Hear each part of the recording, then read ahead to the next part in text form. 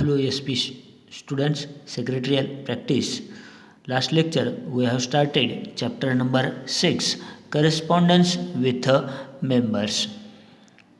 Business letter we have started.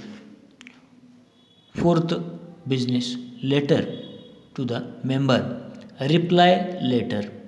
Reply देणे म्हणजेच जो कोणत्याही कंपनीच्या मेंबर्सला म्हणजे शेअर होल्डरला कशा संदर्भातील प्रॉब्लेम्स असेल ती कंपनीकडे करणे आणि त्याचा रिप्लाय हा कंपनीचा सेक्रेटरी तो देत असतो. ज्या संदर्भातील बिझनेस लेटर आपल्याला राईट डाऊन करायचं आहे. रिप्लाय लेटर त्याला तक्रारीचं उत्तर देणं असंही म्हणता येईल, रिप्लाय देणं त्या पर्सनला. Reply letter to the query of the member on lower rate of dividend given by the company. Reply letter म्हणजे तक्रारीचं उत्तर ज्याला म्हणता येईल.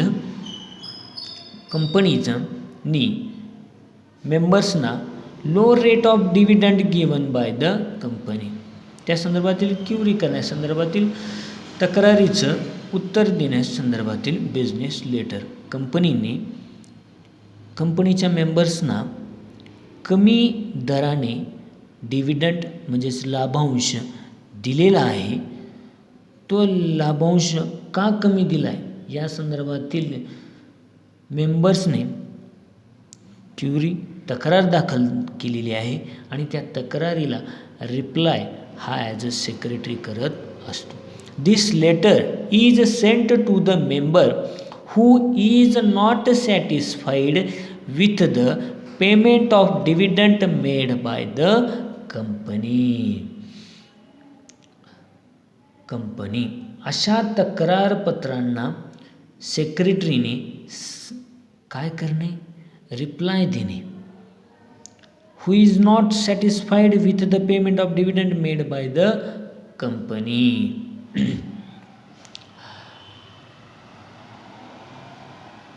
जे समाधानकारक नाही आहेत पेमेंट केलेल्या डिव्हिडंड संदर्भातील अशांना त्यांना कंपनीकडे करणे.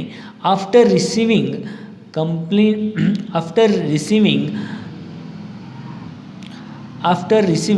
complaint letter from the concerned member about low rate of dividend, the company secretary sends the reply letter to the member. ज्या मेंबर्सनी कंप्लायंट्स लेटर आलेले आहेत म्हणजे तक्रारी आलेल्या आहेत कशा संदर्भातील, डिव्हिडंड हा लो रेट ऑफ डिव्हिडंड कमी दराने त्यांना लाभांश भेटलेला आहे. अशा ज्यांच्या कोणत्याही मेंबर्सच्या कंप्लायंट लेटर आलेल्या आहेत अशा मेंबर्सना काय करणे, कंपनीच्या सेक्रेटरीनी रिप्लाय देणे म्हणजेच त्यांच्या तक्रारीचं उत्तर देण्यासाठीचा business letter. The reply letter contains or specific the reason of low rate of dividend. ही उत्तरं रिप्लाय देताना कमी दराने लाभांश दिल्याबाबतची कारणं काय आहेत, रिझन्स काय आहेत हे त्या पत्रात म्हणजे त्या बिझनेस लेटरमध्ये नमूद करावी लागतात. The reply letter contains or specifies the reason for low rate of dividend. Reason काय आहे, त्याची कारणे काय आहेत, काय कंटेन्स आहेत हे रिप्लाय लेटरसोबत सांगणे. लो रेट ऑफ डिव्हिडंड का देण्यात आला त्या मेंबर्सना. अशा प्रकारच्या ज्या कंप्लायंट लेटर आले होते त्यांना रिप्लाय देणे कंपनीच्या सेक्रेटरीनी. या पद्धतीचा बिझनेस लेटर आपल्याला राईट डाऊन करायचा म्हणजेच लर्न करायचा आहे. आपल्याला क्वेश्चन विचारण्यात येतो.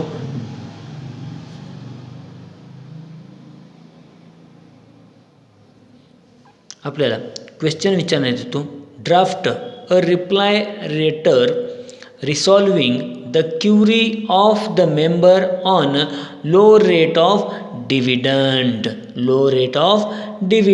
रिप्लाय करणे लाभांशाचे दर संदर्भातील तक्रारीचे उत्तर. लाभांशाचे दर कमी असल्याबाबतचे तक्रारीबाबतचे पत्र. याला रिसॉल्विंग करणे, उत्तर देण्यासंदर्भातील बिझनेस लेटर राईट डाऊन करायचं आहे.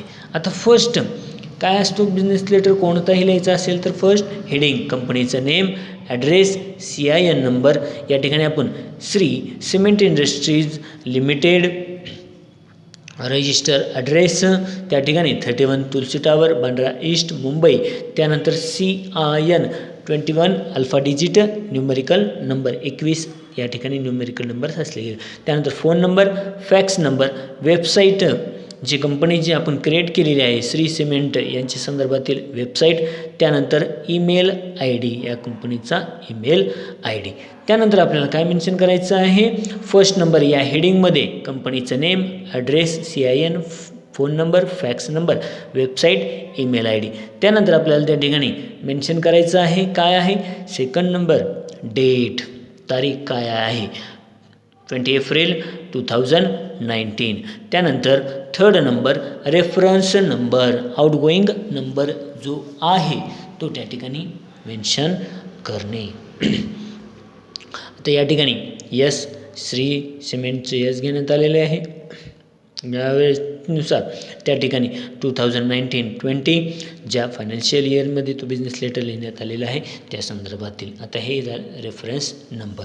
त्यानंतर येतो first number heading, second number date, third number reference number, fourth number inside address. आता इनसाईड ॲड्रेसमध्ये काय येतं, ज्या व्यक्ती कंपनी रिसीव द लेटर करणार आहे, कंपनी संदर्भातील लेटर रिसीव करणार आहेत येणार आहे, ज्या मेंबर्सना आपल्याला लेटर लिहायचं आहे त्या पर्सनचं म्हणजेच मेंबर्सचं नेम किशोर मालपाणी आणि त्याचा address Borivali east Mumbai.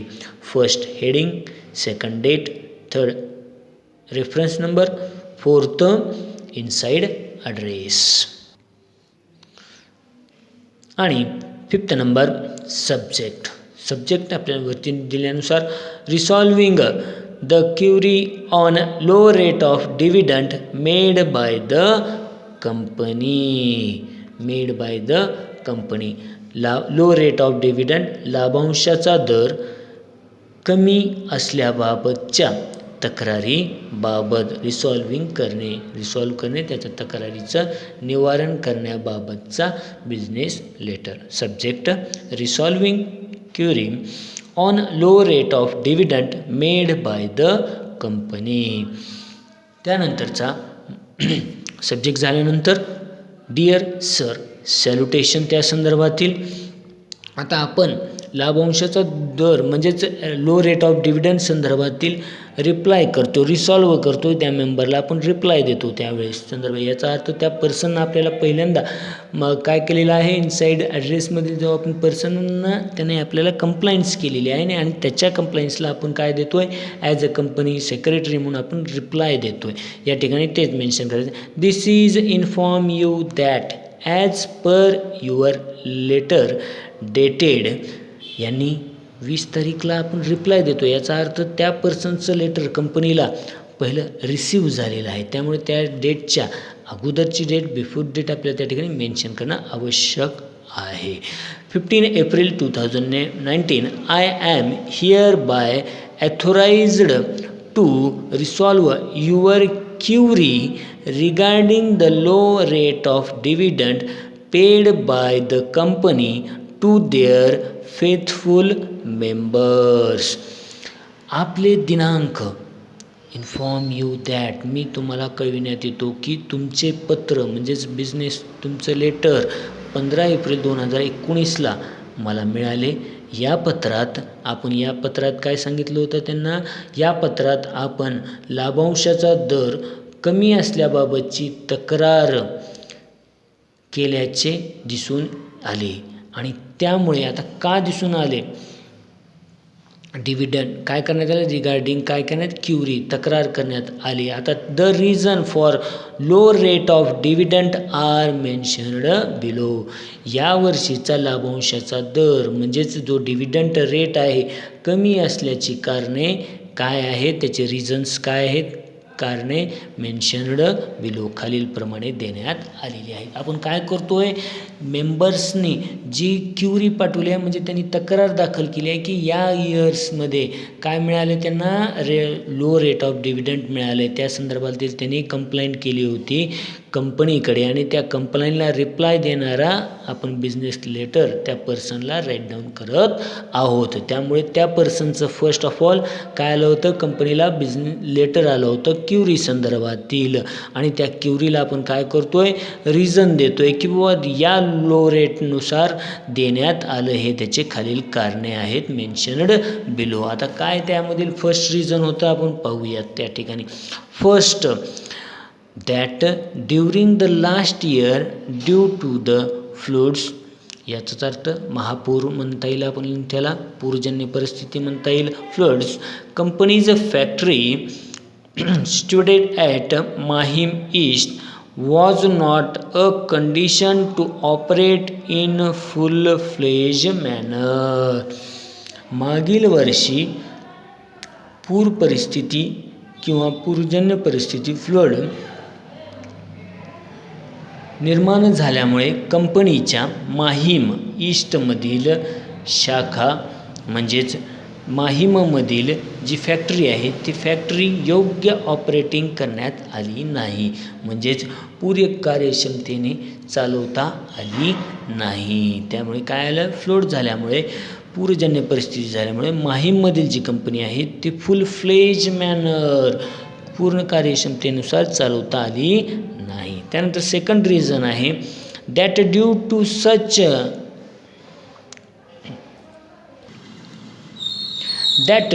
Such unavoidable circumstances of natural disaster, company faced huge financial losses. काय झालं, अशामुळे जे कोणतेही नॅचरल डिझास्टर कंपनींनी फेस करावं लागलं, म्हणजे वेगवेगळ्या प्रकारच्या टाळता न येणाऱ्या नैसर्गिक आपत्ती ज्याला आपण म्हणता येणार आहेत, अशा ज्या कोणत्याही नैसर्गिक आपत्ती होत्या, नॅचरल डिझास्टर्स होत्या, त्यांना कंपनीला फेस्ड ह्यूज फायनान्शियल लॉसेस सामोरे जावे लागले. त्यामुळे कंपनीला मोठं आर्थिक नुकसान झालं. अनअवॉइडेबल सर्कमस्टान्सेस, अनअवॉइडेबल म्हणजे न टाळता येणाऱ्या, अनअवॉइडेबल सर्कमस्टान्सेस न टाळता येणाऱ्या नॅचरल डिझास्टर्स म्हणजेच आर्थिक संकटाला कंपनीला फायनान्शियल लॉस झाला.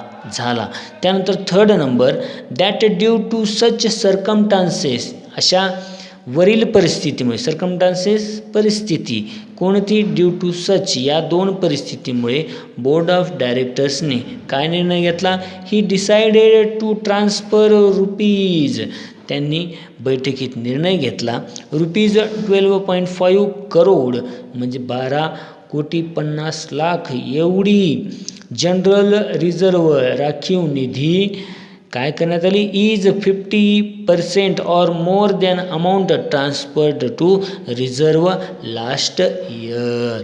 सर्कमस्टान्सेस यावरील परिस्थितीमुळे बोर्ड ऑफ डायरेक्टर्सने डिसाईड करण्यात आलं की 12.5% म्हणजे 12.5 करोड 12,50,00,000 एवढी रक्कम जी मागील वर्षाच्या म्हणजे लास्ट इयरच्या 50%पेक्षा जास्त आहे, जी की 50%पेक्षा जास्त आहे, ती अमाऊंट काय करण्यात आली, ट्रान्सफर्ड टू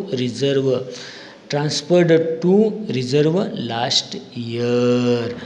अशी एवढी रक्कम ही काय करण्यात आली, ट्रान्सफर करण्यात आली, रिझर्वला राखीव निधीमध्ये वर्ग करण्यात आली. त्यामुळं hope you will be satisfied by the above information as provided bye the company. Hope तुम्ही समाधान होईल असे वाटते, वरील जी कोणतीही इन्फॉर्मेशन तुम्हाला प्रोव्हाइड करण्यात आली त्यामुळे तुम्ही सॅटिस्फाईड होणार. We assure you that company will easily come over from such unavailable from such unavoidable circumstances and will deliver much better dividend in the coming year. लवकरच कंपनी या अनअवॉइडेबल सर्कमस्टान्सेस कंपनी आर्थिक संकटातून म्हणजेच या ज्या कोणत्याही unavoidable circumstances आणि will deliver much better dividend in the coming year. लवकरच कंपनी या आर्थिक संकटातून बाहेर पडेल आणि जास्तीत जास्त लाभांश दर जाहीर करेल. लवकरच लाभांशाचा दर म्हणजेच dividend rate coming year better dividend rate त्यानुसार लक्षात येईल. त्यानंतर थँकिंग यू त्या कॉम्प्लिमेंटरी क्लोज युअर्स फेथफुली जे आपण कंपनीचं नेम क्रिएट करण्यात आलेले आहे ते श्री श्रीमेंट इंडस्ट्रीयल लिमिटेड. त्यानंतर सिग्नेचर जे कंपनीचं जो जे पर्सन आहे आणि त्याचं designation Suhas Bajaj company secretary. या ठिकाणी आपल्याला कंपनी संदर्भातील बिझनेस लेटर संदर्भातील करस्पॉन्डन्स विथ मेंबर संदर्भातील लास्ट बिझनेस लेटर आपण पाहिलेलं आहे. जे बिझनेस लेटर काय आलेलं आहे ते कंप्लायन्स करण्यात आली होती कंपनीला मेंबर्सच्या वतीने to query of the members on low rate of dividend. कमी दराने लाभांश का देण्यात आला या संदर्भातील तक्रार दाखल करण्यात आली होती, कंप्लायंट करण्यात आली होती. ती कंप्लायंटचा रिप्लाय ॲज अ सेक्रेटरी म्हणून देत आहे. तो त्या रिप्लायचा आपण बिझनेस लेटर सॉल्व केलेला आहे. तो बिझनेस लेटर कशा पद्धतीने काय करायचं आहे त्या तिची काय त्याचे रिझन्स आहेत ते रिझन्स सांगण्यात आलेलं आहे आणि त्यावरनं तो बिझनेस लेटर्स जो राईट डाऊन करणं कंपनी सेक्रेटरी ज्या मेंबर्सला लिहिलेला आहे तो सॅटिस्फाईड होईल आणि नेक्स्ट इयरमध्ये त्याला fulfil much better dividend in the company coming इयर्समध्ये तो कंपनीचा देण्यात येईल. अशा पद्धतीचा हा बिझनेस लेटर आहे त्या ठिकाणी.